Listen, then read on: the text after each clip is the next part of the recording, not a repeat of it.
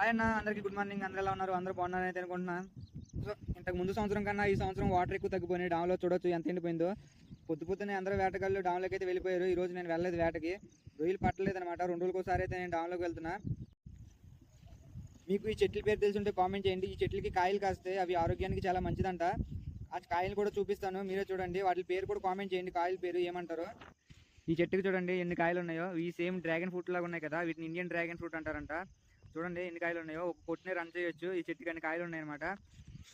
ఇక్కడ చూడండి ఎన్ని చెట్లు ఉన్నాయో. మొత్తం ఈ ప్లేస్ చుట్టూరు చెట్లే ఉంటాయి మేము ఉన్న చోట.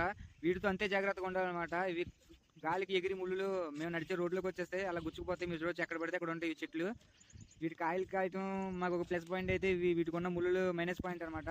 చాలా చెట్లు ఉంటాయి చూడొచ్చు మీరు. మొత్తం మా ఇంటి వరకు చెట్లు ఉన్నాయి ఇవి. ఇదైతే మా ఇల్లు, చూడొచ్చు ఎలా ఉందో మా ఇల్లు. ఇదైతే 1 రూమ్.